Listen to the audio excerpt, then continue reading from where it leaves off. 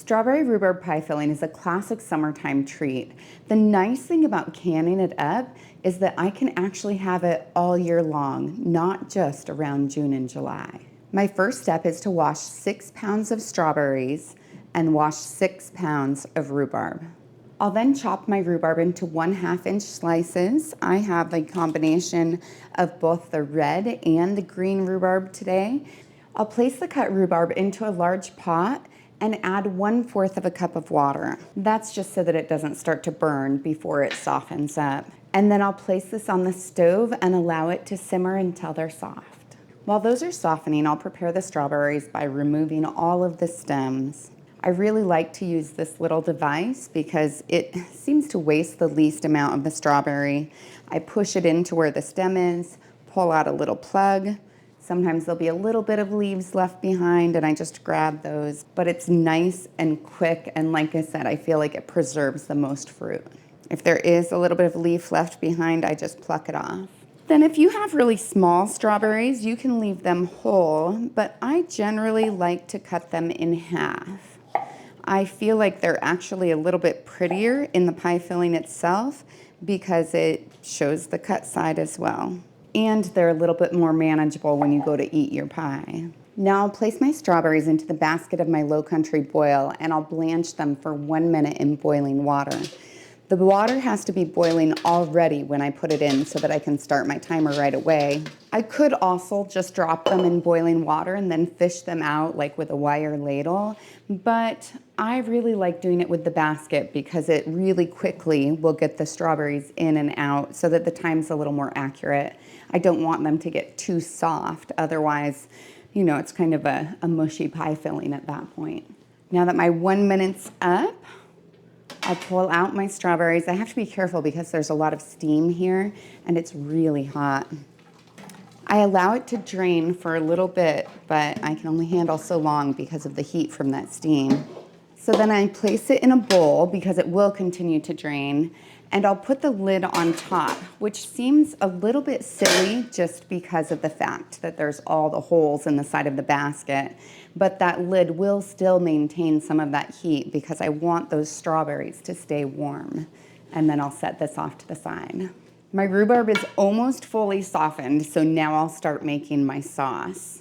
And for that, I want 5 cups of sugar and 1.5 cups of clear gel. That's a modified cornstarch that can handle the canning process better. I mix the clear gel in with the sugar so that when I dump the water in, that it won't clump up. Sometimes there'll be small clumps, but those can usually be stirred out. And then I'll add 5.5 cups of water to my mix, and I'll stir it in with a whisk. I want to get as many of those clumps broken up as possible before I put it on the stove. That clear gel is what thickens the sauce and makes it so that it's not a watery pie filling. And then I'll place this on the stove. As you can see, this thickens up pretty quickly, and I just want to continue to stir it as it heats. What I need is for it to start to bubble.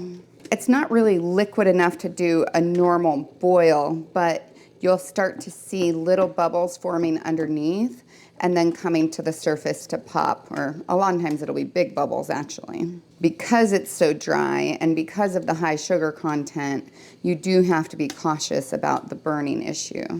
Now it's getting really thick and I'm starting to get some bubbles forming, so I'll add my 1/3 of a cup of lemon juice.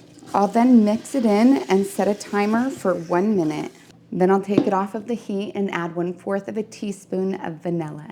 And I'll mix that in well. That vanilla is optional, but I really like to add it. I feel like it adds just that, you know, little hint of vanilla to the background. Now I'll add my softened rhubarb. If I had had all of the red rhubarb, then it would be a little bit more pink. This is a little diluted by the green. And then I'll mix that in with the syrup. And I want to make sure that I get that mixed in nicely because once I get the berries in here, I can't be as vigorous. So now I'll add my strawberries in and I'll gently fold them in.